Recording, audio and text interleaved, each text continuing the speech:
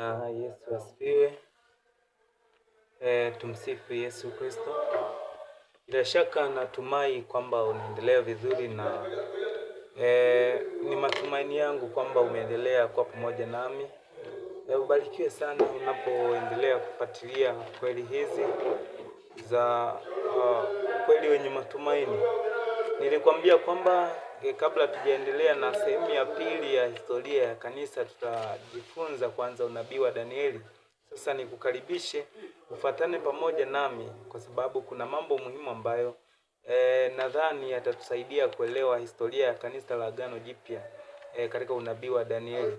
Katika kitabu cha Danieli tuliangalia tulipokuwa tukifuatilia historia ya kanisa, sehemu ya kwanza kwamba Israeli au taifa la Yuda walichukuliwa mateka kwenda Babeli. Na sasa Danieli, Hadalia, Hanania pamoja na Mishaeli wako Babeli, wanapaswa kusimama kwa ajili ya kumwakilisha Mungu na kuwakilisha tabia ya Mungu takatifu na isiyobadilika.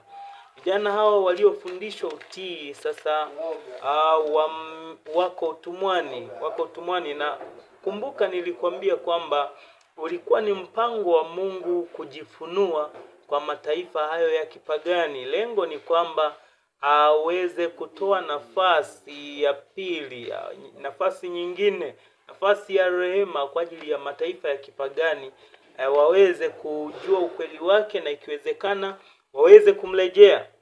Nilikwambia kulikuwa na ofisi 3 tu katika Agano la Kale ambazo Mungu alikuwa akizitumia kuwasilisha ujumbe wake kwa jamii ya wanadamu: ofisi ya manabii, ofisi ya makuhani na ofisi ya wafalme. Sasa yuko Babeli pamoja na vijana wake waaminifu, anataka ajifunue kwa dunia yote, anataka aoneshe ulimwengu mambo makubwa kupitia mfalme Nebukadneza wa Babeli, sababu Babeli ndiye ilikuwa inaongoza dunia kwa wakati huo. Sasa kitabu cha Danieli sura ya 2, sasa Bwana anaanza kutekeleza mpango wake wa kujifunua kwa ulimwengu kupitia mfalme Nebukadneza. Anamuotesha mfalme Nebukadneza ndoto ambayo mfalme Nebukadneza anapoota anaamka kutoka kwenye usingizi akiwa amefadhaika, sababu ni ndoto ambayo ameiota, lakini amesahau kile alichokiota, wala fadhili ya kile alichokiota haelewi, ila tu moyo wake unafadhaika. Anatambua kwamba kuna kitu cha muhimu ambacho amekiota, lakini hajui, hakumbuki ni nini ameota na fadhili yake. Kama kawaida, watu wanaowategemea, wachawi, waganga, wanajim, watu wenye hekima, wote anawaita pale ili kwamba kwanza wamkumbushe ameota nini, lakini jambo la pili wamuoneshe maana ya kile alichokiota. Ilikuwa ni kazi mbili muhimu. Sasa kazi ya kwanza ya kumkumbusha ameota nini, ili hali hawajui ameota nini na yeye amesahau. Waganga, wachawi, wanajim wenye hekima wa Babeli hawakuiweza. Na hivyo katika sura ya 2 fungu la 10 na la 11 Biblia imeeleza, inatoa taarifa kwamba wanajim, wachawi, waganga wote wamekusanywa mbele ya mfalme, wamkumbushe mfalme ameota nini na wamuoneshe maana ya kile alichokiota. Sasa wanatoa ripoti, wanasema kwamba fungu la 11 la 10 na la 11, Wakaldayo wakajibu mbele ya mfalme wakasema, hapana mtu duniani awezaye kulionesha neno hili la mfalme, kwa maana hapana mfalme wala bwana wala liwali aliyetaka neno kama hili kwa mganga wala kwa mchawi wala kwa Mkaldayo. Ni neno la ajabu hili analolitaka mfalme, wala hapana mwingine awezaye kumuonesha mfalme neno hilo ila miungu wasio na kikao pamoja na wenye mwili. Kwa hiyo wachawi, waganga, wanajimu, wenye hekima wa Babeli wanakiri kwamba hakuna mtu anayeweza kumuonesha mtu ambaye ameota ndoto na amesahau ameota nini, amuonesha alafu amuoneshe tafsiri. Haiwezekani ila kwa miungu wasio na kikao pamoja na wenye mwili. Ni Mungu peke yake ambaye anajua hata mawazo ya ndani kabisa ya moyo. Mfalme anaghadhibika sana wanapomwambia hivyo. Yeye hakuamini kwamba hawakuwa na uwezo wa kufanya hicho. Anadhani wanamfanyia njama, lakini ukweli ni kwamba hakuna mwanadamu, shetani mwenyewe hawezi kujua mawazo ya ndani ya moyo. Kwa hiyo mawazo ya siri anayojua ni Mungu peke yake.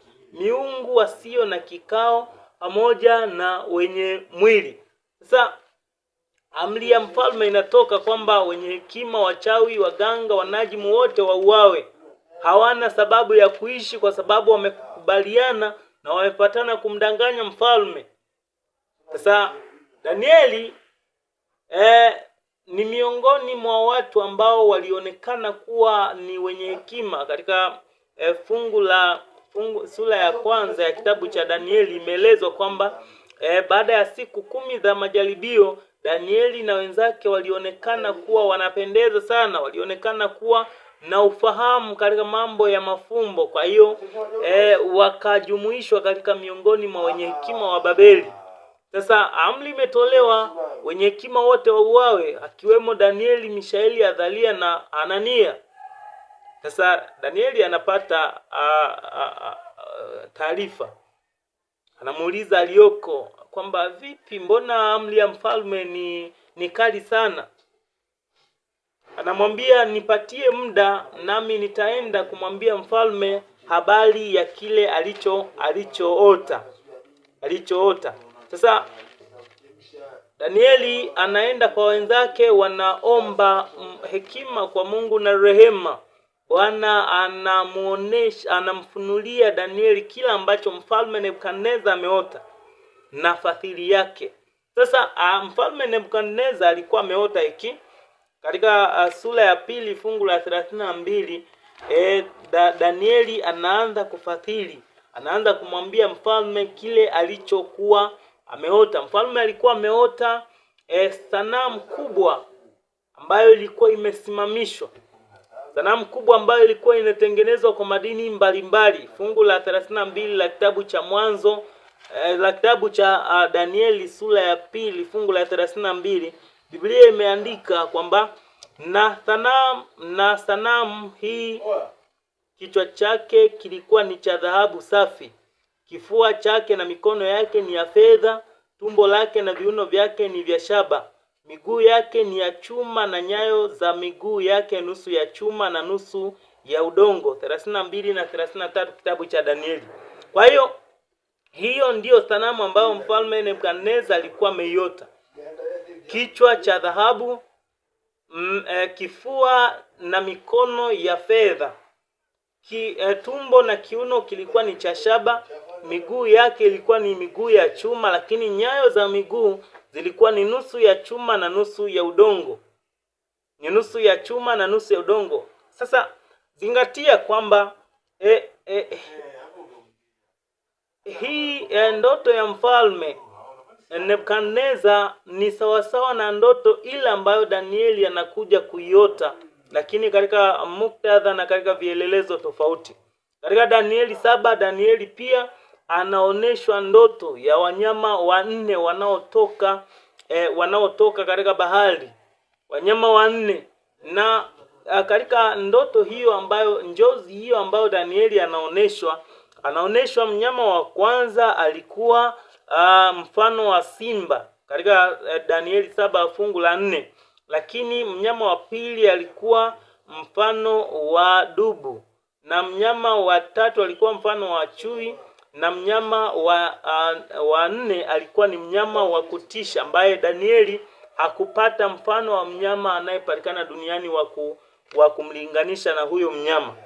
Kwa hiyo ndoto ile ya mfalme Nebukadneza na njozi ya Danieli katika sura ya 7 ni kitu kile ambacho Danieli sura ya 7 inaeleza kwa uwazi kabisa anapotoa tafsiri ile.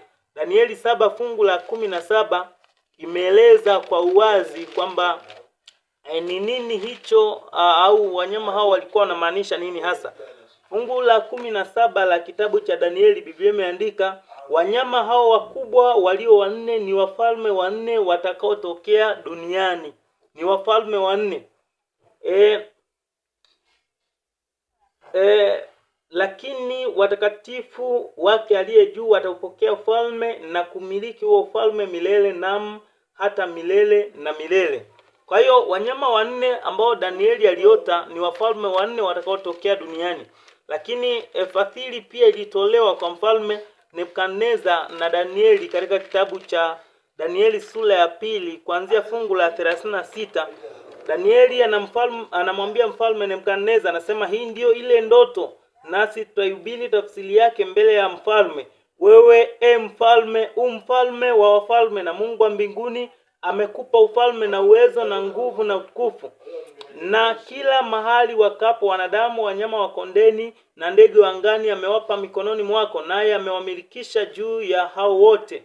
Amekumilikisha juu ya hao wote. Wewe kichwa kile cha dhahabu. Kwa hiyo mfalme Nebukadneza au ufalme wa Babeli ndiye ambacho katika sanamu kilikuwa kinawakilishwa na kichwa kile cha dhahabu. Fungu la 39, na baada ya zamani zako utainuka ufalme mwingine mdogo kuliko wewe, na ufalme mwingine wa tatu wa shaba utakao itawala dunia yote. Kwa hiyo Danieli anaambiwa kwamba maana ya njozi ile anaoneshwa, anaambiwa kwamba ni wafalme wanne watakaotokea duniani watakao itawala dunia yote. Na mfalme Nebukadneza alikuwa ameoneshwa katika ile ndoto, na fadhili ya ile ndoto anaambiwa kwamba wewe kichwa kile cha dhahabu, na baada yako utainuka ufalme mwingine mdogo kuliko wewe, na ufalme mwingine wa tatu wa shaba. Kwa hiyo ni njozi ile ambayo inamaanisha falme kubwa nne ambazo zitainuka na kutawala dunia yote. Zitainuka na kutawala dunia yote. Ufalme wa kwanza katika ile sanamu ni ufalme wa dhahabu, ambao ulikuwa ni ufalme wa kwanza kabisa kutawala dunia yote, ambao ni ufalme wa Babeli.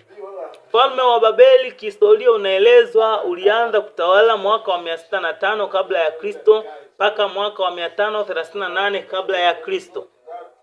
Mfalme wa kwanza wa Babeli alikuwa anaitwa Nebukadnezar. Ndiye ambaye katika Danieli 1:2 na 3 ameelezwa, mpaka sura ya 4 ya Danieli ameelezwa. Alikuwa ni mfalme wa kwanza katika ufalme huu. Na ufalme huu ulikuwa ni ufalme ambao kijiografia ulikuwa katika maeneo ya Iraq ya leo. Ndipo ambapo ufalme huu ulikuwa umeweka makao yake makuu. Ni ufalme wa kwanza kutawala dunia yote. Kabla ya ufalme huu kutawala dunia yote, kulikuwa na wafalme katika mataifa mbalimbali, lakini falme hizo hazikuwa zinatawala dunia yote. Huu ni ufalme wa kwanza, kwa maana ya kwamba ni ufalme wa kwanza ulioweka dunia yote chini yake. Ufalme huu ulikuwa na wafalme kadha wa kadha, lakini ufalme huu ulikuwa na sifa ya kujiabudu nafsi, kwa sababu ulikuwa ni ufalme wa kipagani.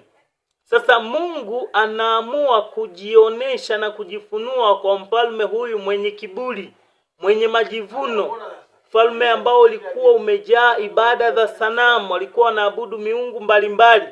Na ndiyo mambo mengi leo hata katika Ukristo yametoka, asili yake ni katika Babeli. Masuala ya Pasaka, masuala ya Krismasi, masuala ya ibada nyingi zinazofanyika hata katika madhehebu mbalimbali ya Kikristo leo zina asili katika ufalme huu wa Babeli. Jamani, Bwana Yesu asifiwe. Kwa hiyo ni ufalme wa kwanza ambao ulitokea duniani. Mfalme wa mwisho ameelezwa kwamba mfalme wa kwanza wa Babeli sifa yake ilikuwa ni kujiabudu nafsi au kuabudu miungu, na walikuwa na kawaida ya kumwabudu mfalme au kuabudu miungu ya mfalme. Unaweza ukaona kwamba mfalme katika sura ya 2 ya Danieli anaoneshwa kwamba kutakuwa na ufalme mwingine utakaoinuka baada yako, lakini mwisho wa falme zote za kidunia ufalme unaodumu milele wa Mungu utasimamishwa, ambao utavunja